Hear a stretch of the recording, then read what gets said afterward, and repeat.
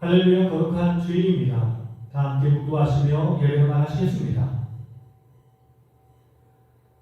예수께서 세례를 받으시고 곧 물에서 올라오실새 하늘이 열리고 하나님의 성령이 비둘기같이 내려 자기 위에 임하심을 보시더니 하늘로부터 소리가 있어 말씀하시되 이는 내 사랑하는 아들이요 내 기뻐하는 자라 하시니라. 사랑과 은혜가 충만하신 하나님, 찬송과 영광을 올려드립니다. 주님의 보호하심 속에서 한 주간 평안히 살게 하시다가 거룩한 주일에 예배의 자리에 서게 하시니 감사드립니다. 오늘은 예수님께서 하나님 아버지의 뜻을 이루기 위하여 순종하며 세례 받으신 것을 기념하는 주일입니다. 예수님께서 성부의 뜻에 온전히 순종하셨던 것처럼 우리도 오직 하나님의 말씀에 순종하는 마음을 가지고 이 예배를 드리게 하옵소서. 모든 영광을 하나님께 올려드리오며 우리 구주 예수님의 이름으로 간절히 기도드립니다. 아멘.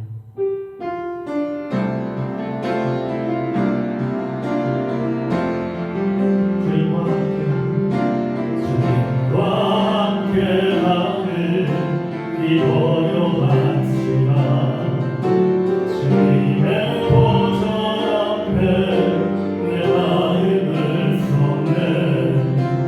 모든 것 하시는 주님께 바칠 것 없네.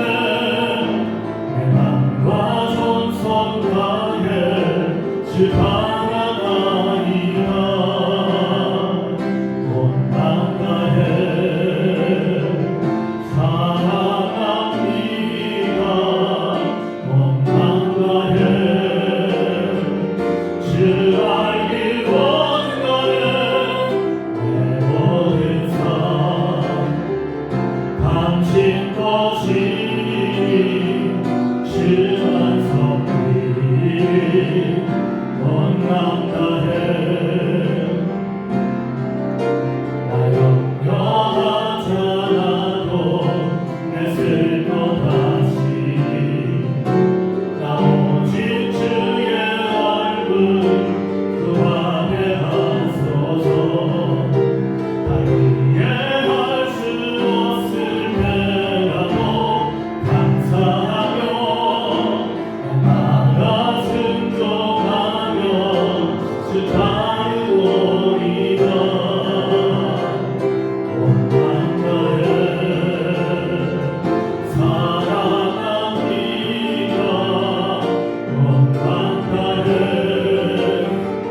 주 알길 원하네. 내 모든 삶 당신 것이니 주만 섬기리. 온맘 다해 온맘 다해 사랑합니다. 온맘 다해 주 알길 원하네. 내 모든 삶 당신 것이니 주만 섬기리.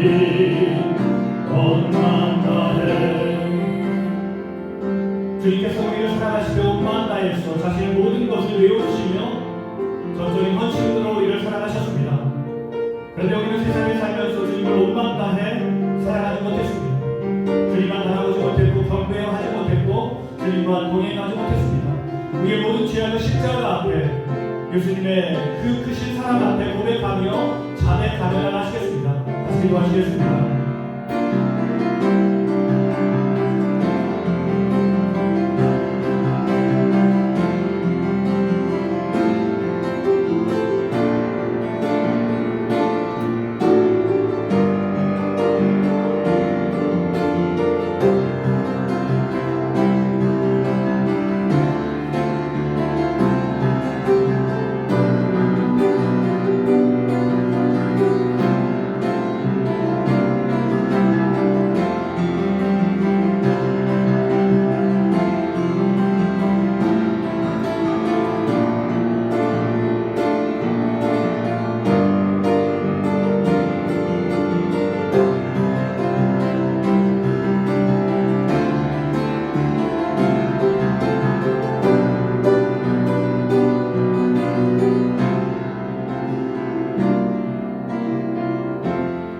여기 죄인된 우리를 향하신 주님의 용서의 말씀이 있습니다.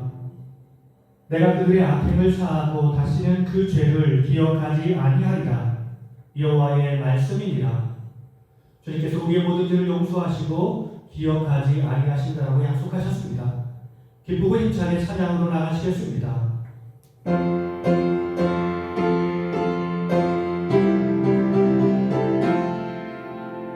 나 이제 주님의 새 생명 얻고 옛 것은 지나도 새 사람이로다. 그 생명 내 맘에 강같이 흐르고 그 사랑 내게서 내같이 빛난다. 영생을 누리며 주 안에 살리라. 오늘도 내일도 주 함께 살리라. 주 안에 감추니 새 생명 얻으니 이전에 줬던 것 이제는 가없다. 하늘의 은혜와 평강을 맛보니 찬송과 기도로 주 함께 살리라. 영생을 누리며 주 안에 살리라. 오늘도 내일도 주 함께 살리라. 삼천도 초도 새 것이 되었고 죄인도 원수도 친구가 변한다. 새 생명 얻은 자 영생을 누리니 주님을 모신 바 새 하늘이로다. 영생을 누리며 주 안에 살리라. 오늘도 내일도 주 함께 살리라. 주 따라가는 길 험하고 멀어도 찬송을 부르며 뒤따라가리라. 나 주를 모시고 영원히 살리라. 날마다 섬기며 주 함께 살리라. 영생을 누리며 주 안에 살리라. 오늘도 내일도 주 함께 살리라. 아멘. 교동본 시편 29편의 말씀입니다. 너희 번능이 있는 자들아 영광과 능력을 여호와께 돌리고 돌릴지어다. 여호와께 그의 이름에 합당한 영광을 돌리며 거룩한 옷을 입고 여호와께 예배할지어다. 여호와의 소리가 물 위에 있도다. 영광의 하나님이 물의 소리를 내시니 여호와는 많은 물 위에 계시도다. 여호와의 소리가 힘 있음이요 여호와의 소리가 위엄차도다. 여호와의 소리가 백향목을 깎으시며 여호와께서 레바논 백향목을 꺾어 부수시도다. 여호와의 소리가 광야를 진동하시며 여호와께서 가데스 광야를 진동시키시도다. 여호와께서 홍수 때에 좌정하셨으며 여호와께서 영원하도록 왕으로 좌정하시도다. 여호와께서 자기 백성에게 힘을 주시며 여호와께서 자기 백성에게 평강의 복을 주시리로다. 아멘. 나는 전능하신 아버지 하나님 천지의 창조주를 믿습니다. 나는 그의 유일하신 아들 우리 주 예수 그리스도를 믿습니다. 그는 성령으로 잉태되어 동정녀 마리아에게서 나시고 본디오 빌라도에게 고난을 받아 십자가에 못 박혀 죽으시고 장사된 지 사흘 만에 죽은 자 가운데서 다시 살아나셨으며 하늘에 오르시어 전능하신 아버지 하나님 우편에 앉아 계시다가 거기로부터 살아있는 자와 죽은 자를 심판하러 오십니다. 나는 성령을 믿으며 거룩한 본교회와 성도의 교제와 죄를 용서받는 것과 몸의 부활과 영생을 믿습니다. 아멘. 오늘은 거룩한 주일 2월 두 번째 주일입니다.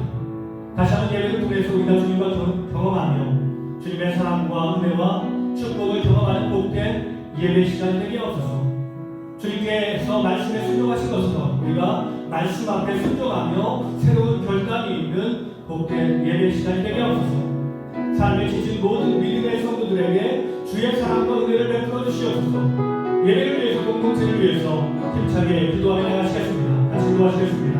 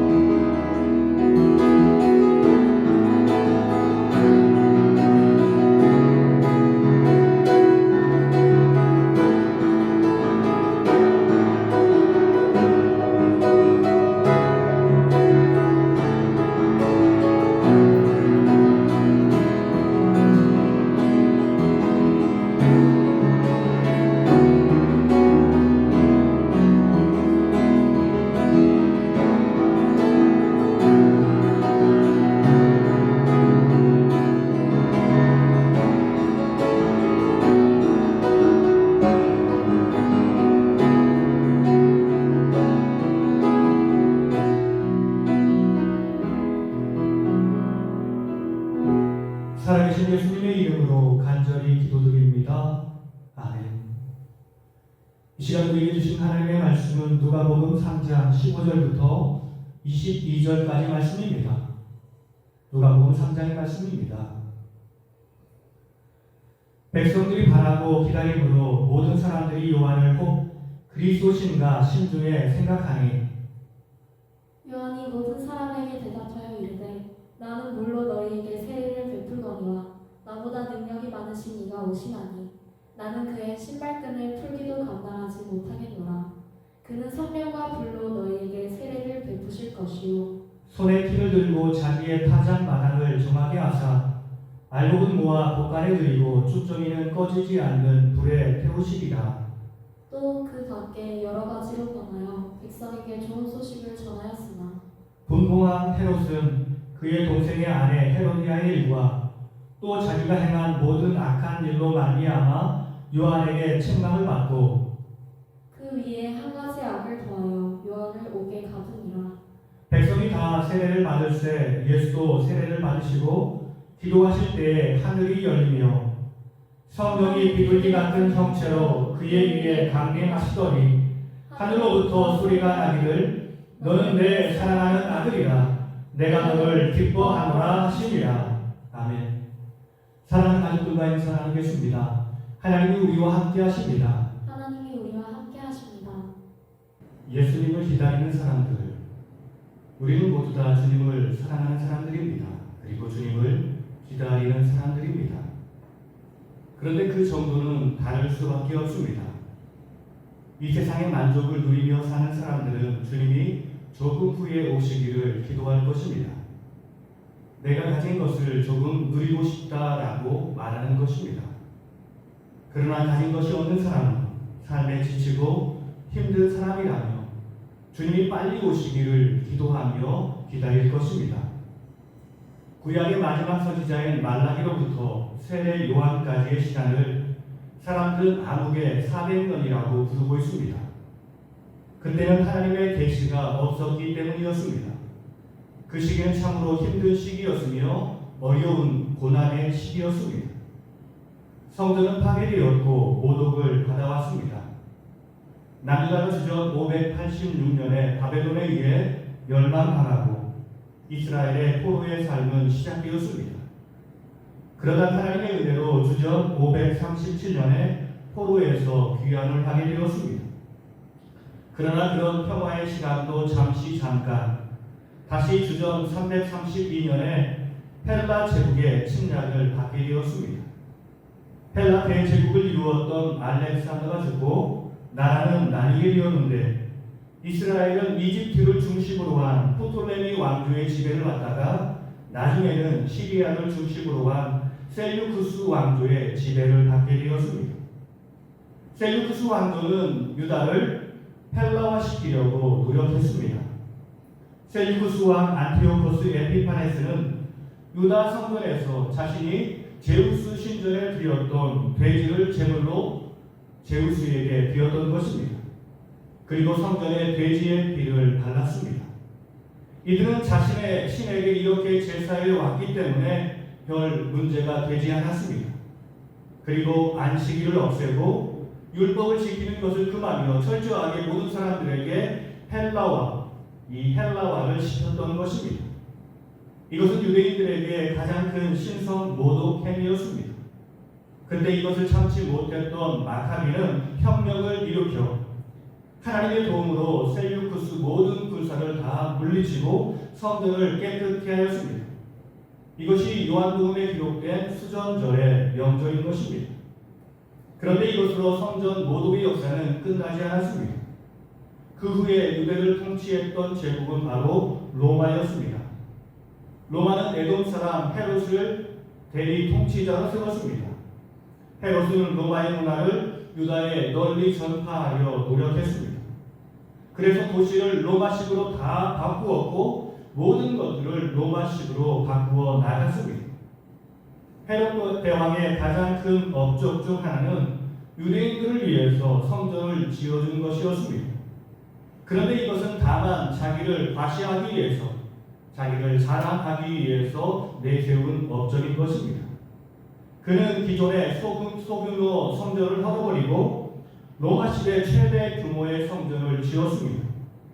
헤롯 왕은 성전 입구의 대들보 위에 로마 제국을 상징하는 황금 독수리 상을 만들었습니다. 이것은 유대인들의 마음을 거슬리게 했습니다. 하나님께서는 분명하게 우상을 만들지 말라라고 말씀하시며 우상을 섬기지 말라라고 우리에게 계명을 허락하셨는데 이것에 반하는 행동이었기 때문에 그렇습니다.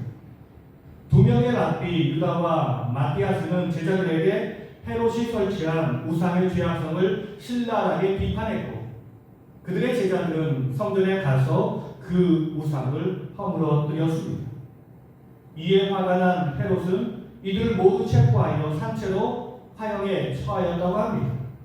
이 일이 바로 예수님이 태어나기 직전의 일이었습니다. 이방 사람들이 자기 땅 유다에 들어와 끊임없이 하나님을 모독하고 있고 그들을 핍박하고 박해하며 그들의 재산을 다 빼앗아가고 있습니다. 이처럼 힘들고 어려운 시기를 보내고 있을 때 하나님을 사랑했고 민족을 사랑한 사람이라면 당연히 주님의 오심을 기다리며 살았을 것입니다. 그런 백성들이 세례 요한의 모습을 통해서 주님의 모습을 볼 수 있었던 것입니다. 세례 요한에게서 희망을 볼 수 있었던 것입니다. 세례 요한의 삶을 통해서 하나님의 말씀을 보았기 때문이었습니다. 하나님을 사랑하는 그의 열정을 보았기 때문에 그렇습니다. 그래서 수많은 사람들이 요단 강가에 모이게 된 것입니다. 요단 강가에 모인 사람들, 그렇다면 강이 상징하는 것은 무엇일까요? 첫 번째, 그것은 세례, 새로운 결단과 시작을 의미합니다. 수많은 사람이 요단 강가에 모였습니다. 이스라엘 백성들이 강가에 모인 적은 언제였을까요? 그것은 아마도 이스라엘 백성들이 출애굽하고 가나안 땅에 들어갈 때인 것 같습니다. 이스라엘 백성들은 출애굽을 가는 과정에서 두 번 강을 건넜습니다. 한 번은 출애굽 바로 이루어졌던 사건으로 이스라엘 백성들이 홍해를 건넌 사건이고 그때 백성들을 인도했던 사람은 모세였습니다. 그 강을 건넜던 사람들은 출애굽 1세대였습니다. 그리고 이스라엘 백성들은 두 번째로 강을 건넙니다. 광야의 생활을 마치고 가나안 땅에 들어가기 위해서 그들은 요단 강을 건넜고 이 강을 건넌 사람들은 출애굽 2세대들이며 그때 지도자는 여호수아였습니다. 강을 건넌다라는 말은 세례를 의미합니다. 우리의 더러운 몸과 마음을 이 물에 빠져 다 죽고 새로운 영의 사람으로 거듭나는 것을 상징적으로 보여주는 것입니다. 이처럼 민족을 새롭게 하기 위해서 이스라엘 백성들은 강가에 모인 것입니다. 세례와 할례. 우리는 세례에 대해서는 잘 알고 있지만 할례에 대해서는 잘 알지 못합니다. 창세기 17장에서 할례는 하나님과 아브라함을 비롯한 자녀들과 맺은 언약을 말씀하고 있습니다. 할례는 내가 하나님의 언약 백성이 되는 것을 육체에 표시하는 예식이었습니다. 우리는 하나님과 언약을 맺은 언약 백성들입니다. 하나님은 어떤 분이십니까? 하나님은 우리의 왕이시고 우리의 아버지이십니다. 우리를 사랑하시기 때문에 우리를 끝까지 보호하시고 지키시고 인도하시는 분이십니다. 우리의 필요한 모든 것들을 책임져 주시는 분이십니다. 그렇다면 우리는 어떤 존재입니까? 우리는 하나님의 백성입니다. 우리는 하나님의 종입니다. 우리는 하나님의 보호하심과 인도하심을 믿고 그분을 위해 최선의 노력을 다하며 주의 말씀대로 사는 하나님의 백성인 것입니다. 주님이 내게 요구하시는 것을 이루며 사는 하나님의 거룩한 백성들인 것입니다. 여기서 중요한 것은 하나님의 말씀입니다. 하나님의 모든 뜻이 하나님의 말씀 안에 기록되어 있기 때문에 그렇습니다. 이것을 계약서에 사인해야 하는데 그 계약서는 보이는 문서가 아니라 바로 우리의 몸이었습니다. 우리의 몸의 일부를 잘라서 그것을 징표로 삼은 것입니다. 이것이 바로 할례 예식입니다. 이스라엘 남자들은 태어난 지 8일 만에 할례를 받았습니다. 그런데 문제는 우리 육체에 아무리 하나님의 백성이라는 표시를 한다 할지라도 내 삶에서 끊임없이 일어나는 죄가 문제가 되는 것이었습니다. 내가 하나님의 백성임을 아는데도 불구하고 나를 지배하는 것은 죄일 때가 많습니다. 끊임없이 죄를 짓고 그 죄의 지배를 받으며 우리는 살아가고 있습니다. 그것을 끊어버리고 씻어내기 위해서 우리는 때로 물로 우리의 몸을 씻기도 합니다. 유대 백성들은 자기 몸에 있는 더러운 먼지를 털어내기 위해서 몸과 마음에 있는 죄의 먼지를 털어내기 위해서 물로 자신의 몸을 씻어왔습니다. 이러한 행위가 신학적으로 발전하여 세례가 된 것입니다. 이런 세례는 이스라엘 백성들이 출애굽할 때 홍해를 건넌 사건을 시작으로 한다라고 사도 바울은 우리에게 설명하고 있습니다. 이것은 죄에 대해서 죽고 주 안에서 다시 사는 삶을 상징하는 행위였습니다. 그러한 의미에서 할례와 세례는 깊은 연관이 있는 의식이었습니다. 지금 우리 기독교는 할례는 행하지 않고 오직 세례만 행하고 있습니다. 이것은 내가 하나님의 언약 백성임을 기억하며 의식하는 행위이고 주 안에서 우리가 말씀대로 살아갈 것을 결단하는 의식인 것입니다.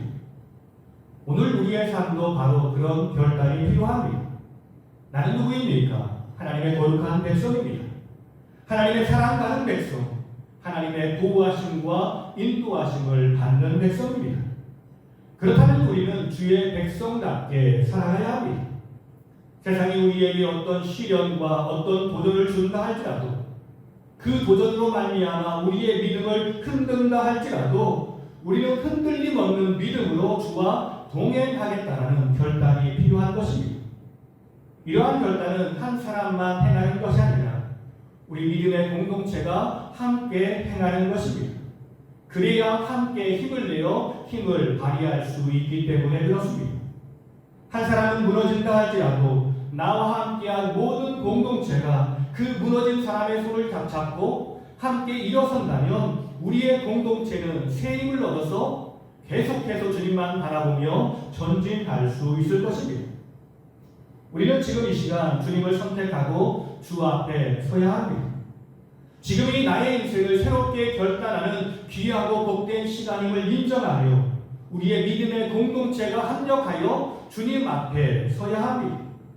요단강가에 서 있는 사람들처럼 우리도 그 자리에 서야 하는 것입니다. 강이 의미하는 것이 무엇입니까? 두 번째, 하나님의 풍성한 은혜와 축복을 상징하는 것입니다. 이스라엘 백성들에게 강은 하나님의 풍성한 은혜와 축복을 상징하는 곳이었습니다. 에스겔 47장은 이렇게 말씀하십니다. 이 강물이 흐르는 곳마다 번성하는 모든 생물이 살고 또 고기가 심히 많으리니 이 물이 흘러 들어가므로 바닷물이 되살아나겠고 이 강이 이르는 각처에 모든 것이 살 것이며 또 이 강가에 어부가 설 것이니 엔게디에서부터 에네들라임까지 금을 치는 곳이 될 것이라. 그 고기가 각기 종류를 따라 큰 바다의 고기같이 심히 많으려니와. 에스겔이 본 환상을 보면 하나님의 보좌에서 출발한 은혜의 강물이 큰 강물을 이루고 가는 곳곳마다 생명을 살리는 놀라운 역사를 이루어 풍성한 열매를 맺게 한다라고 기록하고 있습니다. 이스라엘 백성들이 요단 강가에 모인 이유가 무엇입니까? 바로 이것 때문에 모였습니다. 하나님의 은혜와 사랑과 축복이 필요해서 그들은 강가에 모인 것입니다. 그들에게 지금 가장 필요한 것이 바로 주님의 은혜이며 사랑이며 축복이었습니다. 오늘 우리의 삶에 필요한 것도 오직 주님의 은혜와 사랑과 축복임을 우리는 잘 알고 있습니다. 이 험한 세상을 살아갈 힘과 능력은 오직 주님 안에 있음을 기억하며 수많은 백성이 주 앞에 모인 것입니다. 주 안에서 새로운 결단을 하기 위해서 주님께서 우리에게 베풀어 주시는 신령한 은혜와 축복과 사랑을 경험하기 위해서 그들은 요단 강가에 모인 것입니다. 이때 세례 요한은 백성들에게 이렇게 이야기합니다. 우리는 겸손히 주와 동행해야 합니다. 사람들은 하나님을 향해서 열심히 봉사하는 세례 요한이 하나님이 보내신 사람인 줄 알았습니다. 어떤 사람은 그가 메시아인 줄 착각하는 사람도 있었습니다. 그 당시 많은 사람들은 자기들의 필요를 채워줄 수 있는 그런 사람이 바로 메시아라고 생각했던 것입니다. 그리고 그 메시아는 우리와 똑같은 사람이다라고 생각했던 것입니다. 그런데 세례 요한은 메시아와 자기는 전적으로 다른 존재임을 선포하고 있습니다. 우리는 주의 종에 불과합니다. 세례 요한은 수많은 사람이 자신에게 집중하는 것을 알았습니다. 그러자 그는 사람에게 자신과 예수님을 비교하며 이야기합니다. 나는 당신들이 생각하는 메시아가 아닙니다. 나는 그의 종이라는 이름조차도 감당할 수 없는 연약한 존재입니다. 16절 말씀을 보면 나는 그의 신발끈을 들기도 감당하지 못하겠노라 라고 말씀하고 있습니다. 보통 손님이 오면 종은 나아가 그 손님의 발을 씻겨 드렸습니다. 그런데 세례 요한은 자기가 예수님을 비교하면서 그분의 신발끈을 푸는데 감당하지 못할 정도로 메시아와 나는 차이가 있는 존재임을 드러내고 있습니다. 이것이 주님의 사역자가 처음부터 끝까지 간직해야 할 마음인 것입니다. 사람은 하나님께서 자기를 사랑하셔서 큰 은혜를 베풀어 주시고 귀한 일에 자기를 사용한다면 때때로 교만해져서 하나님의 영광을 가리고 사람들에게 자신의 영광을 드러낼 때가 많이 있습니다. 마카비 혁명을 이루었던 시몬은 자기가 유다의 왕이며 대제사장의 직분을 감당할 수 있다라고 이야기하며 나는 왕이자 곧 대제사장이라고 선포했습니다. 그는 사독의 계율이 아니었기 때문에 대제사장의 직분을 감당할 수 없었지만 자기 마음대로 자기의 뜻대로 모든 일들을 다 이루고 싶어서 자신은 왕이다라고만 하며 대제사장이라고 선포한 것입니다. 수많은 사람이 처음에는 주님의 부르심에 겸손한 마음으로 응답했다가 결국은 교만해져서 자신의 길로 나아가는 사람들을 우리는 쉽게 볼 수 있습니다. 아담과 하와가 그랬고 이스라엘의 초대 왕인 사울이 그렇게 했습니다. 그리고 많은 사람들이 지금도 가인의 길을 쫓아 하나님을 대적하는 길로 나아가고 있습니다. 그러므로 우리는 항상 기억해야 합니다. 우리는 주의 종에 불과합니다. 내 삶의 주인공은 내가 아니라 오직 주님밖에 없습니다. 나는 조연에 불과합니다라고 고백하며 살아야 합니다. 우리의 사역은 주님의 일에 아주 작은 일에 불과한 것을 우리는 기억해야 합니다. 세례 요한은 자신의 사역과 예수님의 사역을 비교하며 설명하고 있습니다. 나는 물로 세례를 베풀지만 주님은 성령과 불로 우리에게 세례를 베푸실 것입니다. 이 말은 사람은 인간의 노력을 다하지만 그것은 인간의 노력일 뿐이라고 말씀하는 것입니다. 세례요한은 진정 성령이 나오는 수많은 위인들처럼 놀라운 일들을 감당한 사람이었습니다. 수많은 사람들, 많은 사람들을 주님께 인도했으며 그 당시 가장 강력한 권력자인 헤롯을 비판해서 감옥에 갇혔고 그가 헤롯에 의해 죽임을 당하게 되었습니다. 그러나 그러한 인간의 노력이 다른 사람들과 비교하면 정말로 위대하고 훌륭한 사람이다라고 추앙받을 수 있겠지만 그것은 주님의 일과 비교한다면 아무것도 아닌 것을 우리는 기억해야 합니다. 왜냐하면 주님의 일은 사람을 구원하시며 사람을 심판하시는 일이기 때문에 그렇습니다.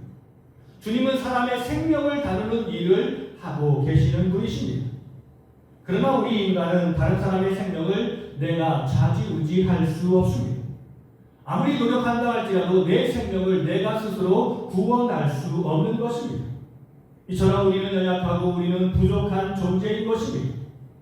우리가 분명 우리의 사역이 하나님 나라에서 귀하게 사용되고 있다는 것을 잘 알고 있습니다. 그것은 주님이 우리와 함께 하시며 우리의 삶을 통해 하나님의 뜻을 이루어 나아가시기 때문에 그렇습니다. 그러므로 우리는 항상 주 앞에 겸손해져야 합니다. 내가 주님의 도구임을 기억하며 범사에 최선의 노력을 다하며 주님의 영광을 선포하며 사는 것이 바로 우리의 본분인 것입니다. 내가 만나는 모든 사람들을 그리스도께 인도하며 살아야 합니다. 세례 요한은 바로 그런 삶을 살았습니다. 그렇게 최선을 다해 겸손히 주와 동행하는 세례 요한에게 주님이 찾아오셨습니다. 그리고 주님이 세례 요한에게 세례를 받으셨습니다. 하나님의 의를 삶으로 이루어 가신 주님, 보통 사람의 삶을 그대로 사신 주님. 21절과 22절은 이렇게 말씀하십니다. 백성이 다 세례를 받을세 예수도 세례를 받으시고 기도하실 때 하늘이 열리며 성령이 비둘기 같은 형체로 그의 위에 강림하시더니 하늘로부터 소리가 나기를 너는 내 사랑하는 아들이라 내가 너를 기뻐하노라 하시니라. 주님이 세례 요한에게 세례를 받으셨습니다. 주님은 세례를 받으실 필요가 없는 분이었습니다. 세례 요한이 오히려 주님에게 세례를 받아야 했습니다. 왜냐하면 세례 요한은 사람이었지만 우리 주님 예수님은 죄가 없으신 완벽한 하나님의 아들 곧 하나님이셨기 때문이었습니다. 그럼에도 불구하고 예수님은 세례 요한에게 세례를 받으셨습니다. 곧 주님은 인간의 모든 삶을 그대로 살기로 작정하신 것입니다. 다른 사람이 행하는 모든 일들을 다 예수님도 행하며 사신 것입니다. 예수님은 태어나신 지 8일 만에 모든 사람들, 이스라엘 백성들이 행하는 것처럼 할례를 받으셨습니다. 하나님과 예수님 사이의 언약, 곧 그 언약이 이미 마음과 삶에 가득가득 채워졌음에도 불구하고 예수님은 사람의 율법에 따라 그대로 그 모든 일들을 순종하며 사셨습니다. 그렇습니다. 예수님은 이 땅에 평범한 인간으로 오셨습니다. 그래서 인간이 행하는 모든 일들을 다 행하며 사셨습니다. 할례를 받으셨고 세례를 받으셨습니다. 그는 아버지도 계셨고 어머니도 계셨습니다. 그래서 부모님과 관계 속에서 부딪히는 문제, 친구들과 관계 속에서 생기는 여러 가지 문제, 물질의 문제, 먹고 마시는 문제 등등 모든 인간이 겪고 생각하는 모든 문제를 다 예수님은 인간으로 사시면서 겪었고 그리고 이 모든 것들을 경험하시며 사셨습니다. 예수님이 12살이 되셨을 때 예수님은 가족들과 함께 명절이 되어 예루살렘에 방문한 적이 있었습니다. 그런데 명절을 마치고 동료들과 함께 집으로 돌아가던 중에 예수님의 부모님은 예수님이 자기들과 함께 떨어진 것들을 깨닫게 되었습니다. 그리고 그 사실을 며칠 후에 깨닫게 된 것입니다. 가족들과 친족들이 너무 걱정이 되어서 많은 시간들을 걸려서 예수님을 찾고 또 찾았습니다. 그런데 부모님들이 예수님을 발견한 곳은 바로 예루살렘 성전이었습니다. 예수님의 부모님은 그것 때문에 너무 걱정이 되어서 예수님을 책망하기도 했습니다. 이처럼 예수님은 보통 사람들과 똑같은 삶을 사셨습니다. 몸이 아프기도 하시고 배고프기도 하시고 슬픈 일도 있으면 눈물이 나기도 하시고 나쁜 일을 보시면 화를 내시는 분이 바로 우리 주님 예수님이었습니다. 그러나 주님은 죄가 없으신 분이었습니다. 그렇습니다. 그렇기에 우리 주님은 우리를 체휼하시는 분이십니다. 체휼하다, 이 말의 의미가 무엇입니까? 몸으로 겪었기에 그 상황에 공감하며 불쌍히 여기다라는 말인 것입니다. 그렇습니다. 주님은 인간의 삶을 다 아십니다. 왜냐하면 그분이 자신의 육체로 모든 것들을 경험하셨기 때문에 그렇습니다. 그렇기에 그는 어려운 사람들을 보시며 항상 그들을 불쌍히 여기며 사셨습니다. 주님은 이 땅에 사는 사람들에게 주의 진리의 말씀을 전하기 위해 오셨습니다. 그런데 이 딱딱한 교리를 지식으로만 그들에게 전달하지 않았습니다. 배고픈 사람이 있으면 그들을 불쌍히 여기시어 그들에게 먹을 것을 주셨습니다. 병든 자가 있으면 그 병든 자를 불쌍히 여기시며 그 병을 고쳐 주셨습니다. 예수님이 이 땅에 오시어서 30년 동안 사생활을 하시면서 그동안 가족들과 친족들과 관계 속에서 마음을 나누고 겪어왔던 인간적인 마음들을 공생애의 삶을 통해서도 모든 백성들을 향해서 불쌍히 여기는 그 마음 가지고 어려움을 겪는 모든 사람들을 위로하시고 격려하시며 도우시며 사셨던 것입니다. 그렇습니다. 주님은 나의 어려움과 고통과 모든 상황을 다 아시는 분이십니다. 그리고 우리의 어려운 상황 때문에 안타까운 마음 가지고 불쌍히 여기는 마음 가지고 우리를 바라보시며 우리를 도와주시는 분이십니다. 그러므로 우리는 우리 앞에 어려움이 있다 할지라도 우리 앞에 낙심과 그리고 불안이 있다 할지라도 우리는 두려워하지 말고 우리의 모든 문제를 주님 앞에 내려놓을 수 있어야 합니다. 주님은 반드시 우리를 도와주시어 우리의 모든 형편을 아름답게 변화시켜 나아가실 것입니다. 아버지 하나님은 그런 예수님에게 성령님을 보내주셨습니다. 아버지 하나님은 인간을 치유하시기 위해 헌신하시는 주님에게 성령님을 보내주시었고 그와 함께 할 수 있도록 큰 은혜를 베풀어 주셨습니다. 우리 인간의 삶은 연약함과 부족한 삶의 연속인 것입니다. 왜냐하면 인간은 한계가 있는 존재이기 때문에 그렇습니다. 그렇기에 하나님은 그런 연약함을 겪으시는 예수님을 있는 그대로 내버려 두지 않으셨습니다. 그에게 힘과 능력을 베풀어 주시기 위해서 보혜사 성령님을 그에게 보내주신 것입니다. 보혜사 성령님은 연약한 인간 예수와 함께 하시며 하나님의 마음을 알려주셨습니다. 그리고 그에게 힘을 주었고 그에게 능력을 주시며 항상 주의 말씀을 생각나게 하셨습니다. 끊임없이 하나님만 바라볼 수 있도록 힘과 능력을 베풀어 주셨고 그를 인도해 주신 것입니다. 주님은 자신의 삶을 통해 주의 말씀을 다 이루며 사셨습니다. 곧 주님은 하나님의 의를 이루며 사셨습니다. 하나님은 우리에게 요구하시는 일은 때때로 이유가 없는 것처럼 보이고 그 일을 내가 이룰 수 없는 것처럼 보일 수도 있습니다. 쓸모없는 일, 의미 없는 일처럼 보일 수도 있는 것입니다. 그런데 주님은 그럼에도 하나님의 뜻에 반한 그리고 반대하는 모든 일들을 다 하지 않으셨습니다. 아버지 하나님께서 우리에게 무엇을 요구하시든지 그 말씀에 순종하며 그 말씀대로 사신 것입니다. 아버지 하나님이 가장 기뻐하시는 일이 무엇입니까? 그것은 하나님의 거룩한 자녀들이 말씀대로 살며 살아계신 하나님의 뜻을 삶을 통해 이루어 가는 것입니다. 주님은 바로 그런 삶을 사셨습니다. 그런 주님을 향해서 아버지 하나님이 이렇게 칭찬하셨습니다. 너는 내 사랑하는 아들이라 내가 너를 기뻐하노라. 결론의 말씀입니다. 우리는 말씀대로 살아야 희망이 있습니다. 이스라엘 백성들은 하나님의 언약 백성입니다.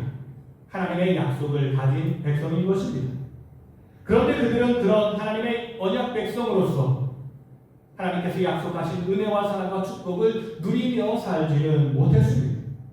그들이 그렇게 어려운 삶을 살 수밖에 없었던 이유는 생명의 말씀, 언약의 말씀을 잊으며 살았기 때문이었습니다.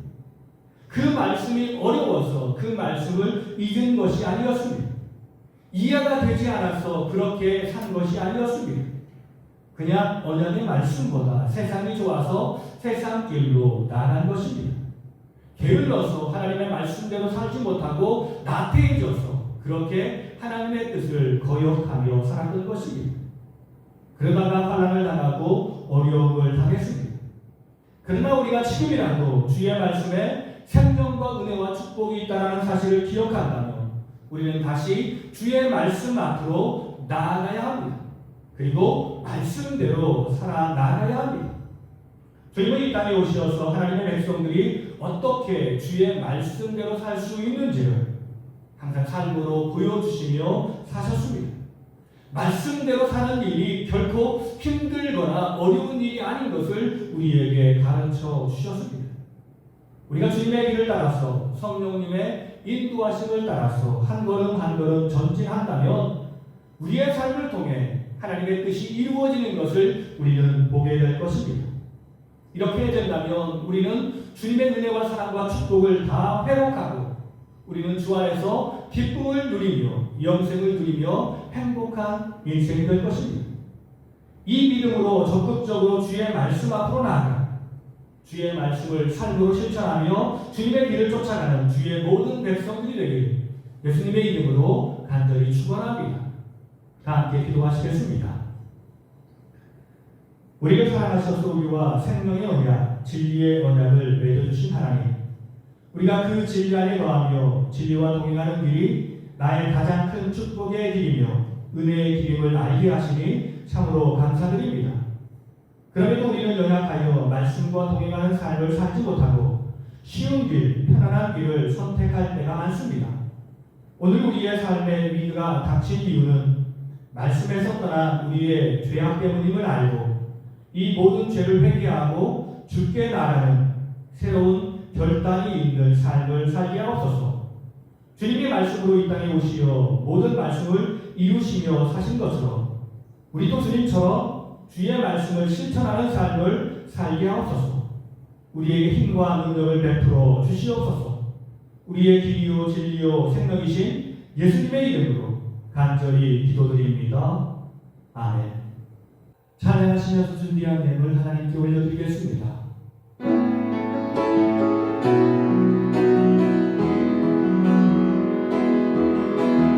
생명과 받은 주의 사랑을 잊지 않게 하소서.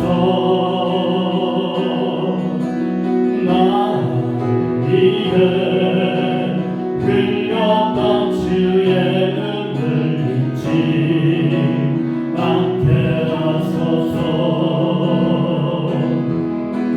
주의 과 주의 선하심 내가 묵상하오리. 내 영혼 위에 베푸신 주의 은혜 잊지 않게 하소서. 감사합니다 주님.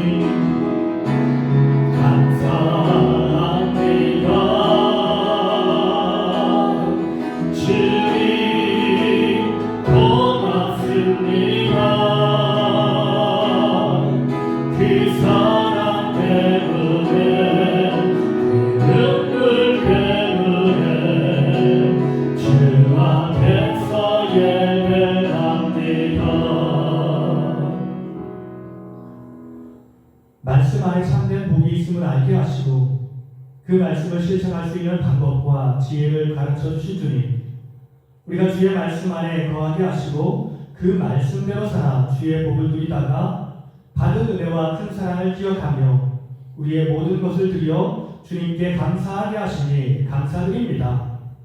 모든 것이 주님의 은혜이며 사랑이며 축복입니다. 그 은혜와 사랑을 잊지 않게 하시고 끝까지 주께 감사하는 마음으로 주께 헌신하는 우리 모두가 되게 하옵소서. 우리가 기쁨으로 드리는 이 예물과 헌신이 하나님의 기쁨이 되게 하시며 영광이 되게 하옵소서. 우리의 헌신과 물질이 사용되는 곳곳마다 주의 생명의 복음, 축복의 복음이 세상에 전달되어 모든 사람이 주를 알게 하시고 주를 경배하며 주께 감사하도록 크신 은총을 베풀어 주시옵소서. 각자의 삶에서 주어진 문제로 인해 답답해하는 모든 성도들을 주여 살펴보시고 그들에게 주의 은총과 사랑과 축복을 부어 주시옵소서. 우리의 연약한 육체를 간간하게 회복시켜 주시옵고 우리의 창고에 물질이 차고 넘치게 하시오며 우리의 마음에 기쁨과 즐거움이 차고 넘치게 하옵소서. 우리의 모든 것을 풍성하게 채워주시는 예수님의 이름으로 감사하며 기도드립니다. 아멘. 다시 한번 가족들과 인사 나눌 때 말씀에 순종하며 살아가겠습니다. 말씀에 순종하며 살아가겠습니다. 말씀에 순종하실 주님을 본받아서 주님을 쫓아가는 우리 모든 인생이 되길 간절히 축원합니다. 우리 마지막 찬양 하나님께 올려드리겠습니다.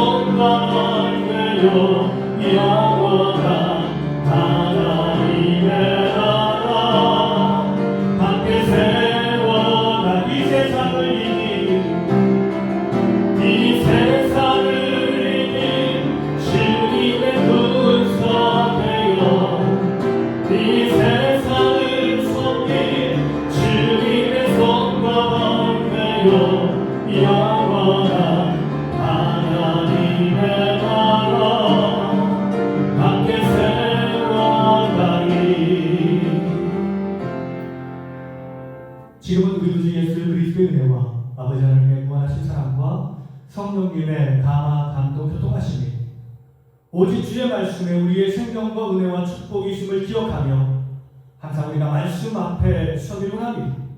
주의 말씀에 죽기까지 순종한 예수 그리스도를 본받아 주님을 쫓아 살기를 원합니다. 기도하며 결단하며 삶의 현장으로 나가시는 사랑하는 성도님들과 가정과 자녀들의 삶 가운데 주님께서 빚값으로 세우신 우리 작은 시학교 위에 이 땅에서 주를 예배하는 모든 백성들과 이 땅을 사랑하는 모든 백성들 위해 이제부터 영원토록 함께 하시기를 간절히 축원하옵나이다. 아멘.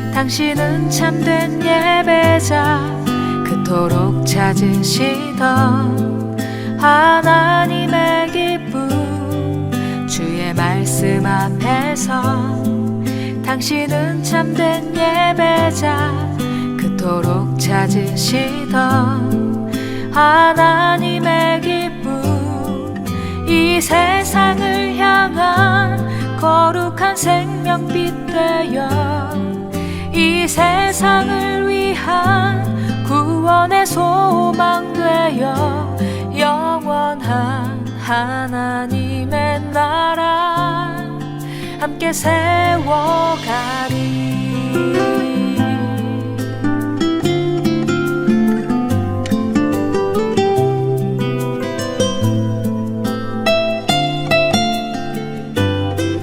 주의 부르심 따라 당신의 삶을 드릴 때 세상은 당신 안에서 주의 영광 보리라.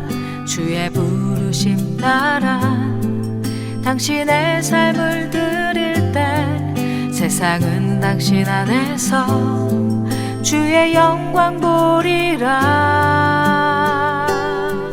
이 세상을 이길 주님의 군사 되어 이 세상을 섬길 주님의 손과 발 되어 영원한 하나님의 나라 함께 세워가리.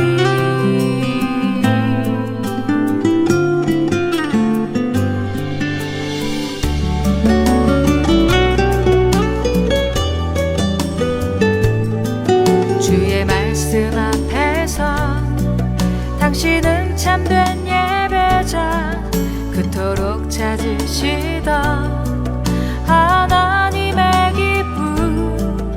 주의 부르심 따라 당신의 삶을 드릴 때 세상은 당신 안에서 주의 영광 보리라.